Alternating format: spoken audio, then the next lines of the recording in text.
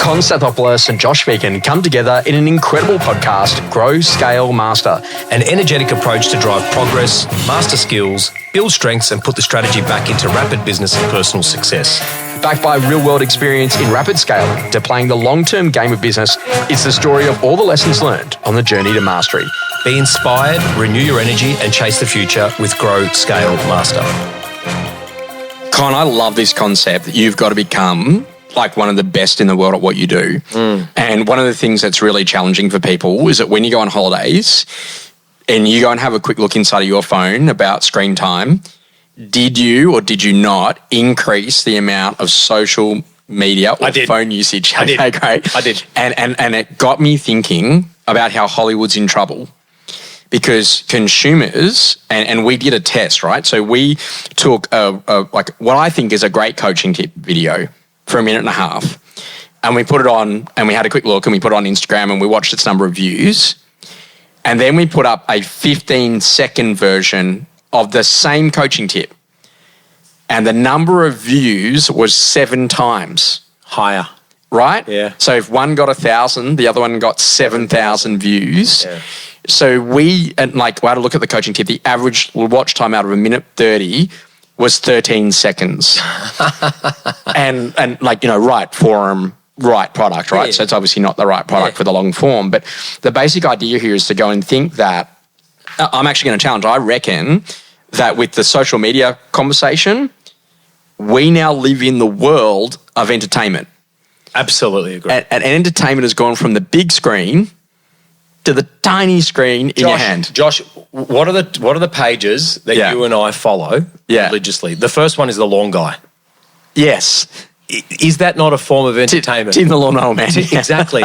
His whippersnipper. I didn't know you were going to tell everyone that. Is that not a form of entertainment? Oh, absolutely. When you're scrolling, wherever you are, in an airport or on the bathroom, whatever, toilet. Yeah. I'm looking at Tim and I'm like, how does he whippersnip those edges? Yes. And it's mesmerising. Yeah. If you go into my search on my Instagram, what are you going to see? Classic cars, houses, and food. Yes. Because I'm obsessed with those people that, they show you the finished product and then they show you how to cook it. I'm like, I can do that. Well, mate, you're quite the chef, though. I am, thank you. That's like, I've been very lucky to be able to come to your house. So much, thank you. And like I'm going to say, that's the thing is that there's a skill. There is a skill, but you are right. Mm-hmm. The world's changed. And you know what? I have been one of those people that have resisted social, so I'm a stalker. Sure. Not a player. Lurker, we call them. Yeah. Well, okay, a lurker. Lurker and a liker. A lurker and a liker. Yeah. Now, I've realised I'm already late to the party. Yes. You must be on these platforms and you must be delivering relevant content, right? Because if you don't, people don't even know you exist. Forget the letterbox drop. Forget your website, forget your business card, even forget the signboard. You looked at, I was in Austin, Texas a couple of months ago, right? There are driverless cars driving around with no people. And I thought, oh, wow, this is an Uber killer. And I was speaking to someone, he goes, nah, mate, it's got nothing to do with killing Uber. I said, what's it got to do? He goes, just stop and think about if someone can get driven around in an autonomous car, what are they doing more of? They're spending time more on their phones. So this is an advertising play. So the world we haven't even seen the impact of what's going to happen. And the interesting thing, you get to watch little kids. I saw some, your New Year's Eve, right? Yeah. And lovely kids from your next door neighbours who happen to be there at the time. But as soon as they're given a phone, it's like 4 or 5 hours of looking at content and watching videos and doing that stuff. And I was like, far out. But you know what? They know no different. No. And that's the thing that kind of got me. So when I start thinking a little bit about, what it is that you're doing, one of the things I look at is that, first of all, okay, let's break down content. Yep. So I think that the best content that we've got in residential real estate is property-based content. Because we've got people love off-market, they love new listings, and they love sold results. Yeah. And that's never going to change. Yeah. Because if you're searching as a buyer, that's important. If you're a neighbour, that's important around the sold results. You get that. Completely agree. Market intel, so reading the play. Yep. What do we do around an election? Helping people to overcome fears. And so there's an old school thing that you teach in copywriting, but if you are this, then this, then this, right? So as an example, if you are in a position that you've just got married in the last 12 months, and you're looking at what could be a really good thing to be able to go and do for your anniversary, then you should consider these things. Yes. And because that's happened to you recently, Yes. you'll look at that and go, oh yeah, okay, great. That's what I could do to really make sure I surprise my wife. So if you are thinking about selling your house, and even if you're not quite ready yet, and you're worried about whether or not you should sell before or after the election, and you don't know whether or not you should sell with auction or for sale, then call me now and I'll help you to work that out. Right. And so what it does is it buys into the psyche of what are the questions that the customer's asking before the customer asks the question. Yes.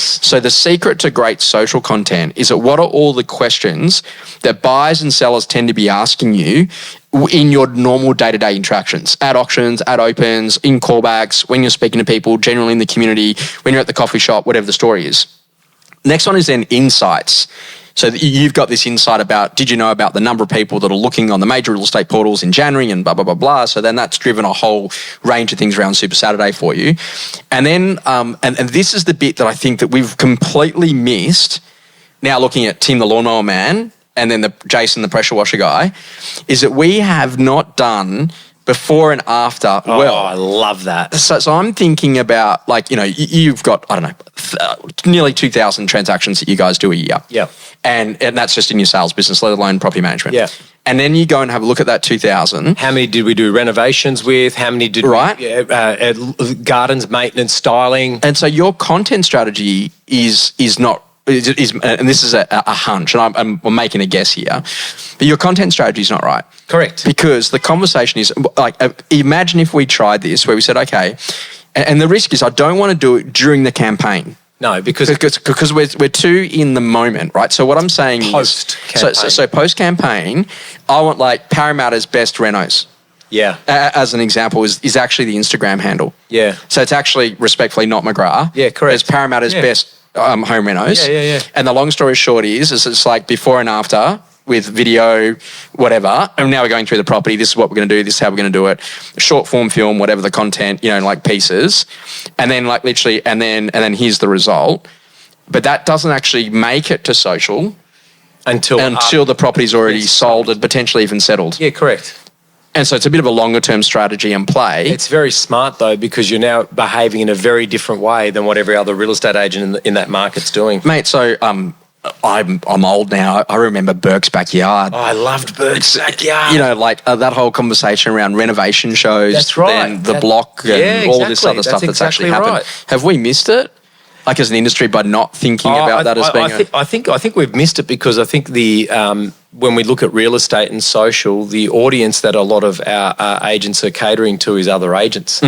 And that's just ego and, wanting to be able to make sure that they're playing at their level or a level. The reality is that, the digital interviews occurring every single day, Domain, REA, LinkedIn, Facebook, Instagram, TikTok, newspapers, if it's in your market, letterbox drops, signboards, the whole lot. So I think we have missed it. I think we're not providing enough value. I've been starting to follow there's a couple of commercial guys in Sydney and they do really good content. Yeah. They're talking about investment strategy. They're talking about reading previous transactions. That's exactly right. They're talking about yields and returns and growth. Yeah. There was even one other one. There's a lot of real estate, things that are popping up at the moment on Insta in particular. And there was the best flips in 2024, and I was like, oh, okay, what's that? And it's one that it doesn't have a lot of followers, like 5,000 at the moment, but I reckon by the end of the month it'll be 50. Yeah. And you know what it was? This house in Bellevue Hills sold in 2021 for 24.5 million and flipped this year, 2024, for 80. And you're like, oh, okay, that's interesting. Yeah. Right. So I don't think we've got the story right. So the thing for me is I think about sharing and collaboration. So what I've seen some really good things do across industry is that I might come in and do a training session and they'll film that training session. But then what will then happen is that video will be live before I even leave the actual training session. But then it will then be shared across different accounts of other co-directors, leaders inside of the business over the course of the next 72 hours. So that's actually kept alive more than just that one post through separate accounts. Collaborations, which are really amazing to kind of get that shared. And one of the things I saw recently was that a brand had got a Top Gun agent to come and join their business. And about 10 other people in the business posted the video about that person joining the business. Well, we've got a thing in our business called cut, copy, post. Yeah. So you'll see in our group, whenever we're going to put some social stuff out there, let's use Super Saturday as a really good example. Yeah. We cut it. Yeah. You copy it, Yeah. and then you post it instead of just me posting it or our company page. It's basically 100 people doing the same thing. Yeah. And that's the tentacles of social. It's amazing. And so then the conversation is around like really thinking through the quality of the sound, of the visuals, and of the animation. Yes. So there's actually some good quality around that. And then thinking about formats. So, like what you're actually doing in terms of that long format, short format. Yeah. And one of the things I'm seeing on social at the moment, and we're about to try it, which is like comment this word and we'll send you the link to your inbox. I'm seeing a lot to of DM. that. Well, I saw that across the New Year's Eve and New Year's Day with like personal trainers, comment Weight loss. Yeah. Right. Weight loss. Come on, mate. Kegs. Comment, 2024 new me or something, and bang, you get a message in your thing. Yeah. And so that's kind of interesting. Shorter and longer formats. Yep. So, okay, great. So what's short and what's long? Yeah. And so I think that this is like, we've seen a lot of this with real estate of like coming soon, which is the 15-second teaser reel, the long form video, and now we're also seeing the sold video. Yeah. So 21 Jones Street is now sold, whatever the story is. If you missed out on that one, come and look at Tomorrow Street. So that sort of stuff is actually happening. If you are going to be someone who's going to present to camera, train people on how to present to camera. Agreed. Now I know this is semi-controversial, but there's a particular brand that I'm thinking of, and I know, and I don't take this the wrong way, but the way that they're getting their people to present, it's much more, and there's no other way to say this, it's more sexual. Oh, right. And I know that sounds not in a bad way, Yeah. but it's actually provocative. And they're more confident in their skin. Wow. Is a way to say it. What's the brand? but they're more confident in their skin. And I've seen agents that have worked at another brand and then gone to work for this particular company. And they've changed? And the way that they present to camera is so much more accessible in the second brand. Right. And I know that sounds funny, but they're confident. They're not inward or worried about stuff. And their fashion is good. Yeah. Like it's really good. Like it's not provocative, but it's done in such a way that they feel that they feel confident about who they are as a person. Yeah. So I thought that was interesting. Yeah. And about like if you are going to present to camera, train your people on that. Absolutely agree with that. And about like lighting and audio. And I think like Amit's a really good example in your business. He does a really good summary on a Saturday. Yep. And then, then also too, like understanding about like building that brand and really getting the planning right. Because it's about, learning how you actually engage and go to connect with audiences. Absolutely agree. Experiences that rapidly shaped you. At the end of the day, marketing is really the battle of perception.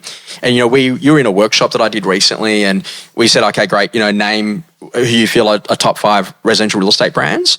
And there were some there that were definitely there that I would agree with. Yeah. And there were 1 or 2 that were there that don't actually punch that well Yes. when it comes to market share, prevalence, You're total right. rev. I remember that. But yet the brand's in people's brains. Yes. How important is it for people to start to think about that marketing and changing perception about a brand? Because a great example of that is that, when you bought your business, it wasn't doing anywhere near the volume that it is doing today.